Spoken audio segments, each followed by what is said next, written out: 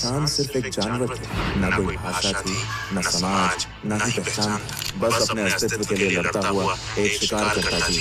न उसे कल की चिंता थी, न भविष्य का कोई सपना। हर दिन एक जंग थी, भूख, डर और मौत से। यहीं से शुरू होती है जानवर से इंसान बनने का सफर। और उस सफर की सबसे पहली गूंज गूंजती है उन पुरानी गुफाओं की दीवारों पर। आज से अरबों साल पहले का वो समय जब धरती पर कोई इंसान, जानवर, पेड़ पौधे, यहाँ तक कि कोई भी जीवित प्राणी मौजूद नहीं था। सिर्फ एक उबलता हुआ आग का गोला जो सूरज से भी ज्यादा खतरनाक लग रहा था। न कोई हवा थी, न पानी, सिर्फ धधकती हुई गर्मी, अंधेरा और चारों तरफ तबाही। ये वही धरती है जिस पर आज हम खड़े हैं। लेकिन तब इसका वातावरण इतना विषैला और गर्म था कि जीवन का कोई सवाल ही नहीं उठता था। धीरे धीरे लाखों साल बीत गए, धरती ठंडी होने लगी, ज्वालामुखी शांत होने लगे और धरती का पहला समुद्र बना। इन समुद्र में विभिन्न रासायनिक पदार्थ एक दूसरे के संपर्क में आने लगे और एक अद्भुत प्रक्रिया की शुरुआत हुई, जीवन की प्रक्रिया। पहले पहले सूक्ष्म जीव बने जिन्हें हम प्रोकैरियोटिक कोशिकाएं कहते हैं। ये इतने छोटे थे कि उन्हें देखने के लिए माइक्रोस्कोप की जरूरत पड़ती है। प्राणी जीवन में नहीं थे, कोई हाथ पैर नहीं, कोई दिमाग नहीं, बस सरल कोशिका जो जीवन की प्रक्रिया को मारी थी। धीरे धीरे प्रोकैरियोटिक जीवों ने खुद को विकसित किया और विज्ञान के बीच में आया। अब जीवन से सिर्फ कोशिका नहीं था, बल्कि एक कोशिका मिलकर एक शरीर का निर्माण करने लगी। इस समय के साथ धरती का वातावरण बदलता गया, पृथ्वी में ऑक्सीजन की मात्रा बढ़ने लगी और समुद्र जीवों से भरने लगे। फिर आया एक ऐसा समय जिसने जीवन की दिशा ही बदल दी। इस दौरान हजारों नई प्रजातियां एक साथ विकसित हुई। जटिल जीव जैसे मछलियां, कीड़े, जेलीफिश और कई अनोखे समुद्री जीवों का आगमन हुआ। रीढ़ वाले जीव पहली बार दिखने लगे। जीवन तेजी से विकसित होने लगा और फिर कुछ जीव पानी से बाहर निकलकर धरती पर भी अपने पैर जमाने लगे।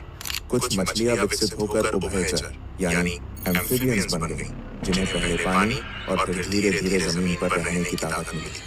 फिर आए सरीसृप यानी रेप्टाइल्स। ये वो जीव थे जिन्होंने धरती पर राज करने की शुरुआत की। इन सभी के बीच धीरे धीरे विकसित हुआ एक ऐसा समूह जिसने आगे चलकर पृथ्वी के सबसे बड़े साम्राज्य को जन्म दिया, डायनासोर।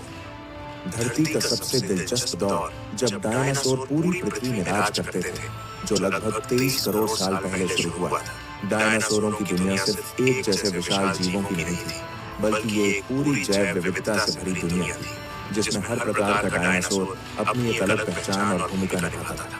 कुछ डायनासोर शुद्ध रूप से शाकाहारी थे, जैसे ब्रैकियोसोरस, जो अपनी लंबी गर्दन से आसमान छूते पेड़ों की ऊंचाई तक पहुंच जाते और वहां के पत्तों को आराम से चबाते थे। इनके विशाल शरीर और शांत स्वभाव के बावजूद इनके चारों ओर हमेशा सतर्कता बनी रहती थी, क्योंकि शिकारी हर कोने में छिपे होते थे।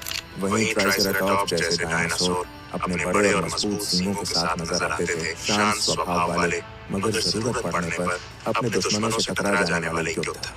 दूसरी ओर मांसाहारी डायनासोरों की दुनिया कहीं ज्यादा खौफनाक थी। टायरेनोसोरस रेक्स को कौन नहीं जानता, विशालकाय जबड़े, नुकीले दांत और राक्षसी ताकत, जिसने इसे अपने समय का सबसे खतरनाक शिकारी बना दिया था। पर इससे कम खतरनाक नहीं थे वेलोसिरैप्टर्स, जो आकार में भले ही छोटे थे, मगर चालाकी, तेजी और टीम वर्क से अपने शिकार को चौंका देते थे। लेकिन डायनासोरों की कहानी सिर्फ धरती तक सीमित नहीं थी।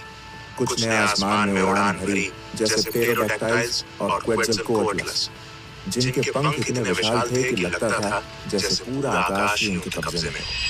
ये उड़ने वाले डायनासोर शिकार करने के लिए या लंबी दूरी तय करने के लिए आसमान में इधर उधर मंडराते रहते थे। और वहीं जब नजरें समंदर की गहराइयों में जाती हैं, तो वहां भी डायनासोरों जैसा जीवन मौजूद था। मोसासोरस जैसे समुद्री शिकारी अपनी ताकतवर पूंछ और जबड़ों से पूरे समुद्री जीव जगत पर राज करते थे, जबकि प्लीसियोसोरस अपनी लंबी गर्दन और तेज तैराकी के साथ गहराइयों में शिकार की तलाश में निकलते थे। यानी डायनासोरों का युग धरती, आकाश और समुद्र तीनों में फैला हुआ था और हर जगह वे अपनी अपनी दुनिया के बादशाह थे। डायनासोरों का साम्राज्य करीब 18 करोड़ साल तक चलता रहा, लेकिन फिर करीब 6.5 करोड़ साल पहले धरती पर एक विनाशकारी घटना घटी। एक विशाल उल्कापिंड मेक्सिको के युकाटन प्रायद्वीप से टकराया। इसकी ताकत इतनी जबरदस्त थी कि उसने आसमान में धूल और राख का अंधेरा फैला दिया। सूरज की रोशनी धरती तक पहुंचनी बंद हो गई, तापमान गिरने लगा और सबसे पहले असर पड़ा पेड़ पौधों। जंगल धीरे धीरे सूखने लगे। जब पेड़ पौधे नहीं बचे तो शाकाहारी जीव भूख से मरने लगे। और जब शाकाहारी खत्म हुए तो मांसाहारी भी ज्यादा दिनों तक टिक नहीं पाए। धीरे धीरे बड़े जीवों की प्रजातियां एक एक कर खत्म होने लगी। ऐसा लगा जैसे पूरी धरती की और यहीं पर खत्म हो गया डायनासोरों का करोड़ों साल पुराना साम्राज्य। मगर इस तबाही के बीच धरती एक नई शुरुआत की तैयारी कर रही थी। एक नई सभ्यता, नए जीव और अंततः इंसानों का युग शुरू होने वाला था। डायनासोरों के विनाश के बाद धरती पर एक नया अध्याय शुरू हुआ। करोड़ों सालों तक दबे छिपे और भय में जीने वाले छोटे छोटे स्तनधारी जीव अब मुक्त थे। पहले ये जीव पेड़ों की झाड़ियों में, जमीन के नीचे बिलों में या चट्टानों की दरारों में छिपकर रहते थे, क्योंकि धरती पर डायनासोरों का राज था और उनका किसी भी समय शिकार हो जाना तय था। मगर अब वह डर मिट चुका था। वातावरण धीरे धीरे स्थिर हो रहा था और जीवन को फिर से फैलने का मौका मिल रहा था।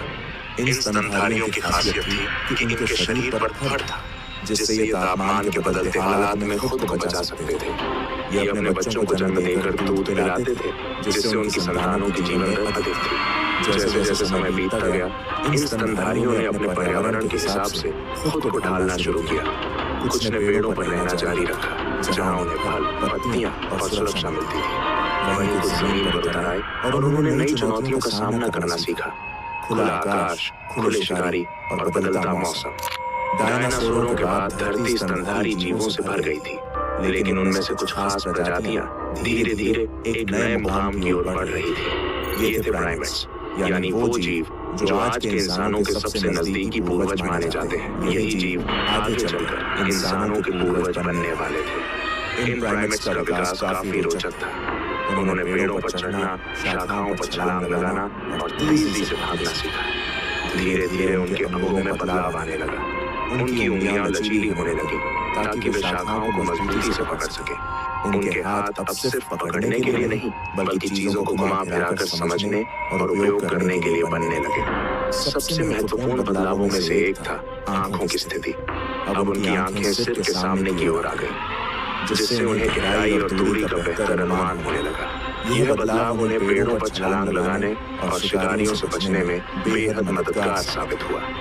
समय के साथ प्राइमेट्स का दिमाग भी विकसित होने लगा। वे अब छोटे समूहों में रहने लगे, मिलजुल कर भोजन ढूंढते और एक दूसरे को खतरे से सावधान करते। सामाजिक जीवन की शुरुआत यहीं से हुई।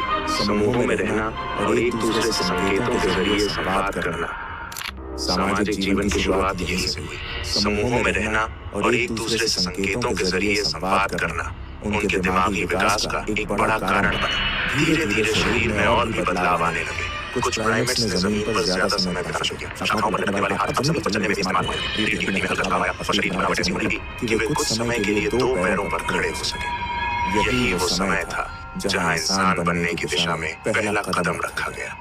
दो पैरों पर खड़े होना सिर्फ एक शारीरिक बदलाव नहीं था, ये संकेत था एक नई सोच, एक नए दृष्टिकोण और धरती पर आने वाले सबसे जटिल जीव मनुष्य की शुरुआत का।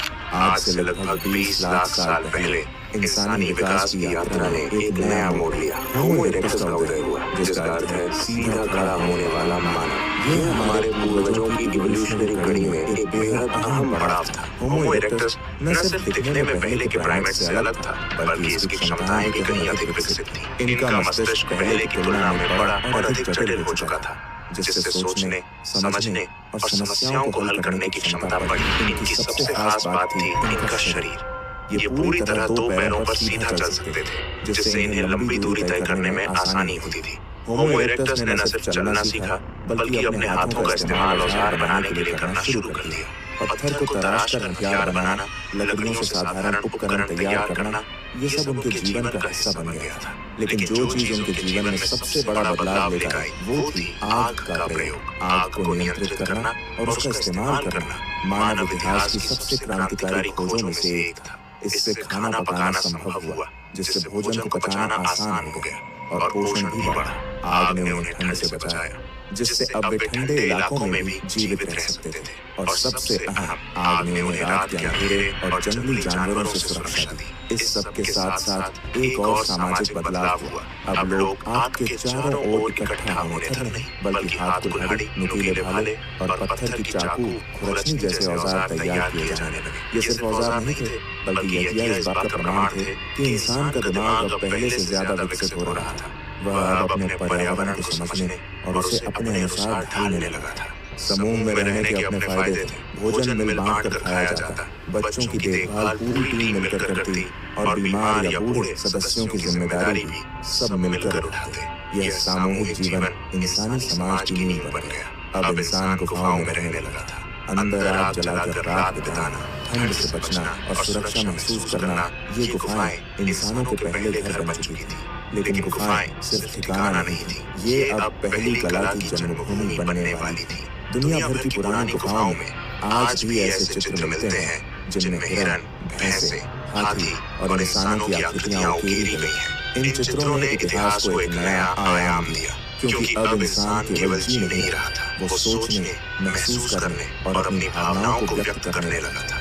ये पहली बार था जब मानव ने अपने विचारों को दीवारों पर उकेरना शुरू किया, और यहीं से कला, संस्कृति और आगे चलकर पूरी सभ्यता की शुरुआत हुई।